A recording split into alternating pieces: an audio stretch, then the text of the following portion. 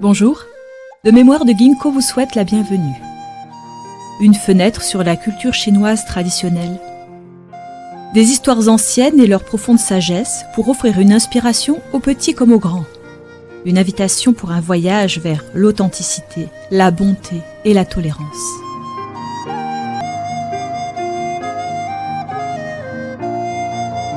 Une ancienne histoire chinoise à propos de tolérance. Wang Wenzheng. Il était une fois dans l'ancienne Chine, un magistrat d'une préfecture du nom de Wang Wenzheng. Il était connu pour avoir un esprit tolérant et indulgent. Personne ne l'avait jamais vu se disputer avec quiconque ou s'emporter.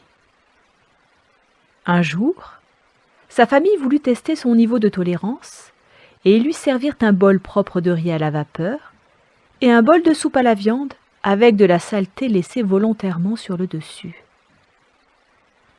Lorsque Wang Wenzheng vit la saleté dans la soupe, il ne toucha pas la soupe. Il ne prit que du riz à la vapeur pour ce repas. Lorsqu'on lui demanda pourquoi il ne touchait pas la soupe, il répondit « Quelquefois, je n'ai pas envie de soupe à la viande. » Au prochain repas, sa famille lui servit à dessein un bol de riz à la vapeur avec de la saleté sur le dessus. Lorsque Wang Wenzheng vit la saleté sur le riz cuit, il dit à sa famille « Je n'ai pas envie de riz à la vapeur. Donnez-moi s'il vous plaît un bol de porridge à la place. » Le ménage de Wang achetait habituellement un kati de viande au marché chaque jour. Le kati est une unité standard chinoise qui équivaut à 500 grammes. Un jour, sa famille rapporta à Wang Wenzheng que le chef de famille avait volé un demi-kati de viande. Wang demanda « Combien de kati de viande consommons-nous chaque jour ?»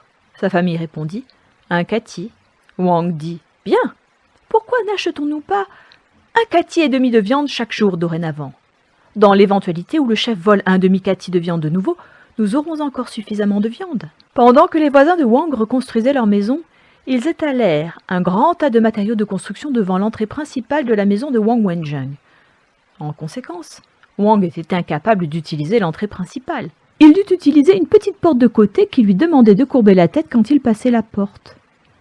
Cependant, Wang ne se plaignit jamais à ses voisins ou à quiconque. Ce ne fut que lorsque son voisin eut terminé le travail que Wang Wenzheng et sa famille purent finalement utiliser de nouveau l'entrée principale. Wang Wenzheng agit comme si rien ne s'était jamais produit. Il recommença simplement à utiliser l'entrée principale. Wang Wenzheng était vraiment un homme remarquable par sa clémence et sa tolérance. Son haut niveau de tolérance et de clémence peut encore être d'une grande inspiration pour les gens d'aujourd'hui, qui refusent de perdre le moindre petit intérêt.